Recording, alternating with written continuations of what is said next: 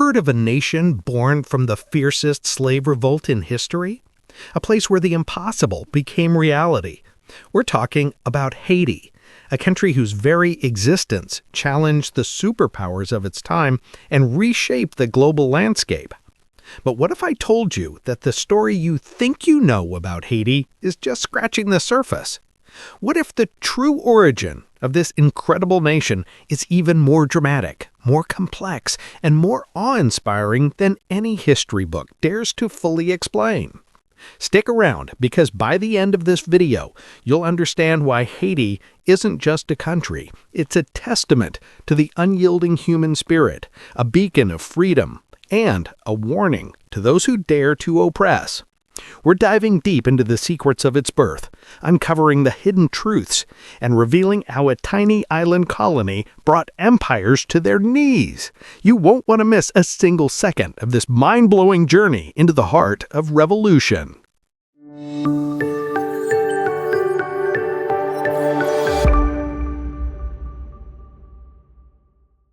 All right, picture this. It's the late 18th century. The world is a chessboard, and European empires are playing a deadly game of conquest and colonization. Sugar, coffee, indigo, these aren't just commodities, they're the fuel of empires, driving unimaginable wealth back to the old world. And at the heart of this insatiable hunger lies a small, sun-drenched island in the Caribbean, known then as Saint-Domingue. Sounds peaceful, right? Wrong. This place was a ticking bomb, a powder keg ready to explode. But why? What was simmering beneath the surface of this seemingly prosperous colony? Imagine you're there, standing on the docks of Cap Français, the capital. The air is thick with the sweet, cloying scent of sugarcane, mingling with the stench of human misery. You see massive ships arriving daily, disgorging their human cargo, enslaved Africans, torn from their homes, their cultures, their very humanity. It's brutal, unfathomable, and it's the foundation of everything in Saint-Domingue. Now here's a mind bender. At its peak, Saint-Domingue was the most profitable colony in the world. Seriously, it produced more wealth for France than all 13 American colonies combined did for Britain. Think about that for a second. One tiny island churning out an insane amount of cash. How did they do it? Through a system so horrific, so dehumanizing, it's almost impossible to comprehend. We're talking about chattel slavery, taken to its absolute extreme. The French Code Noir, their black code, laid out the rules, but in reality, masters held absolute power. Life expectancy for an enslaved person arriving in Saint-Domingue was often less than 5 years. 5 years! It was a meat grinder, fueled by endless shipments of new victims. But here's the kicker. This very brutality, this relentless oppression, inadvertently created the conditions for the most successful slave revolt in history. It's like the universe was saying, you push people this far, there will be consequences.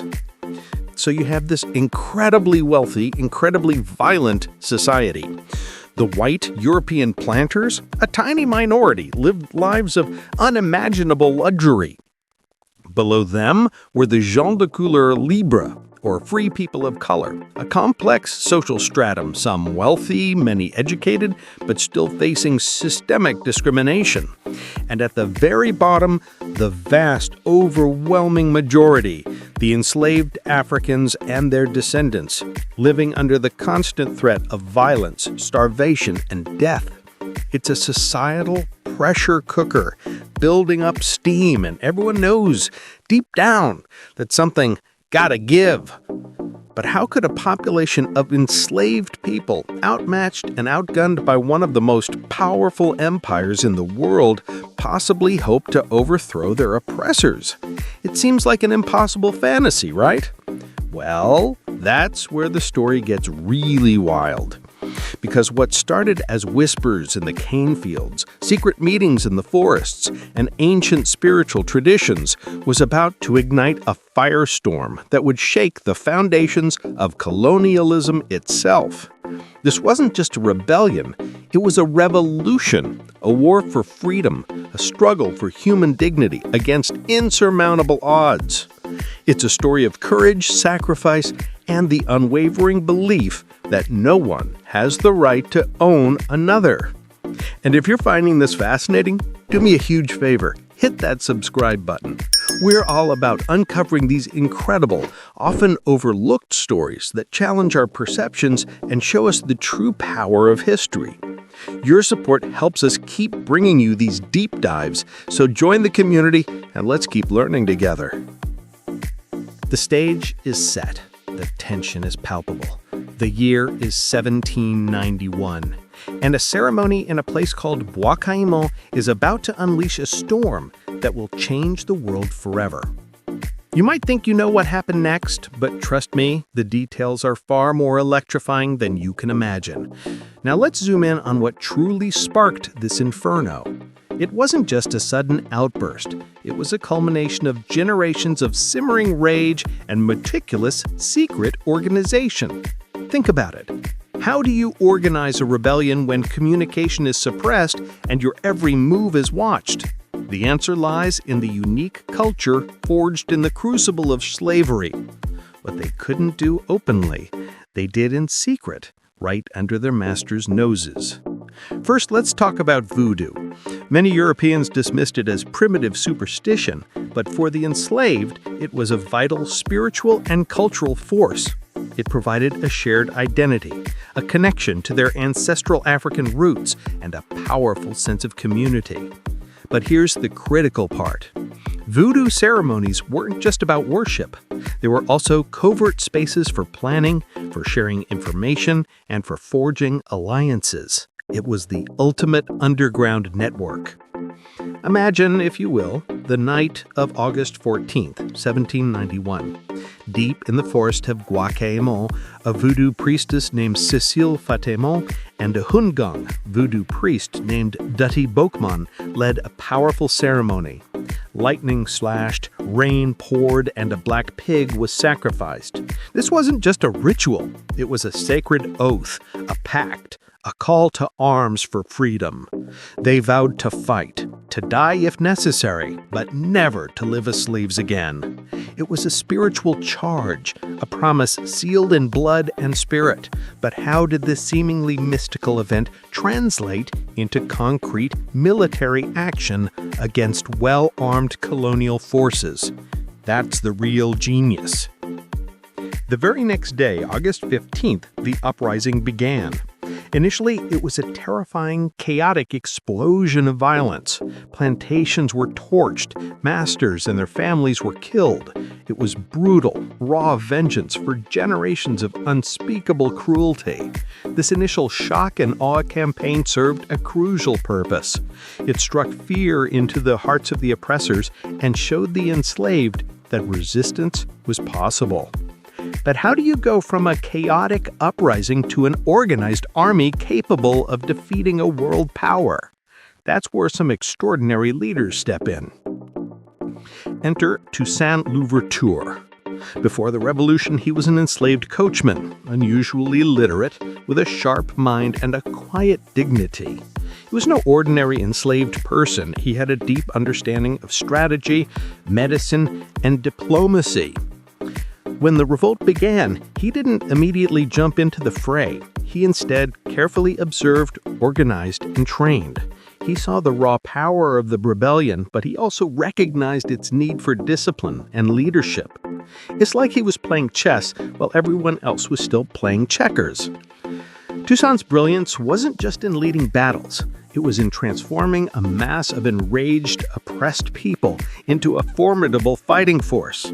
He understood guerrilla warfare, using the dense terrain of the island to his advantage. His forces would strike hard, then melt back into the mountains, frustrating and exhausting the French and Spanish troops. And get this, At various points, he even managed to outmaneuver the Spanish and British empires, playing them against each other. He was like a political chess master, anticipating moves before they were even conceived. But what was his ultimate goal beyond just freedom? Initially, many rebels sought better conditions, even eventual emancipation within the French system, but Toussaint and others like Jean-Jacques Dessalines began to envision something far more radical: complete independence. This was a truly revolutionary idea for the time. No other slave colony had ever successfully done it, and this ambition put them on a collision course not just with France, but with every slave-holding nation on Earth. Because if Haiti could do it, what message would that send to the enslaved populations in Jamaica, Cuba, Brazil, and even the United States? It was a terrifying prospect for the colonial powers. The war raged for years, a brutal back-and-forth struggle. The French, reeling from their own revolution, tried to regain control, sending massive armies. The Spanish and British, seeing an opportunity, also intervened, hoping to snatch Saint-Domingue from themselves. But here's a crucial point that's often overlooked: the disease. Yellow fever, malaria, these tropical diseases decimated the European armies far more effectively than any bullet. The local populations, having developed some immunity, had a hidden advantage. It was as if the very land itself was fighting back. But the fight wasn't just external. There were internal struggles too. Factions formed, sometimes even fighting amongst themselves. There were free people of color who initially sided with the French, fearing the chaos of a full slave revolt. It was messy, complicated, and deeply human. Yet through all this, Toussaint maintained a vision of a unified, free Saint-Domingue. He established order, rebuilt infrastructure, and even encouraged former French planters to return and restart production, albeit with paid labor. He was trying to build a nation, not just win a war. But this sophisticated approach, this attempt at nation building, would eventually lead to his downfall. Or would it? Napoleon Bonaparte, now in power in France, saw Toussaint's growing influence and the colony's de facto independence as a direct challenge to his authority and to French imperial power. He couldn't stomach the idea of a black-led, independent nation born from a slave revolt. So in 1802, he sent his brother-in-law, General Charles Leclerc, with a massive expeditionary force, tens of thousands of seasoned troops, to restore French authority and, crucially, to re-establish slavery. This was a make-or-break moment. Could Toussaint's nascent nation withstand the full might of Napoleonic France? It seemed impossible. Leclerc's forces initially achieved some success, pushing back the Haitian army. Through deception, Toussaint was captured and sent to a prison in the French Alps, where he later died. It looked like the dream was over. France had won. But what Napoleon didn't understand, what Leclerc fatally underestimated, was the spirit of freedom that Toussaint had instilled. They may have captured the leader, but they hadn't extinguished the flame. In fact, his capture and the French attempts to reimpose slavery only galvanized the remaining Haitian generals, particularly Jean-Jacques Dessalines, a fierce and uncompromising leader. Dessalines picked up the torch, and this time, the fight for total independence was no longer a dream. It was a non-negotiable demand. So Toussaint is gone, seemingly defeated. Napoleon believes he's crushed the rebellion. But remember that flame of freedom? It wasn't just Toussaint's. It belonged to every single enslaved person who had tasted liberty even for a moment. Dessalines, Toussaint's brutal but brilliant general, now steps into the spotlight. He's a different kind of leader, less diplomatic, more ruthless, but absolutely committed to total independence. And this is where the story reaches its explosive climax. The French, plagued by disease and relentless guerrilla warfare, found themselves in a desperate situation. Yellow fever, that silent killer, ravaged their ranks. General Leclerc himself succumbed to it. Successive French commanders met similar fates, or were simply outmaneuvered and defeated. It was a humiliating, costly disaster for Napoleon. He had underestimated the power of a people fighting for their very lives, for their fundamental right to be free. On November 18, 1803, the final major battle of the Haitian Revolution took place at Vertières. It was a ferocious, bloody encounter. The Haitian forces, led by Dessalines, attacked with a desperate courage, born of a fight for ultimate freedom. They faced a fortified French position, but they charged again and again, refusing to yield. The French, demoralized and sick, eventually surrendered. It was over. The impossible had happened. And here's the profound lesson. The Haitian Revolution wasn't just a local uprising, it was a world-changing event. On January 1, 1804, Dessalines declared the independent nation of Haiti. It was the first free black republic in the world, the first nation to abolish slavery permanently and absolutely. It sent shockwaves across the globe. Slave owners everywhere trembled, fearing similar revolts. Abolitionists, however, saw it as a powerful, undeniable proof that enslaved people could not only fight for their freedom, but also govern themselves.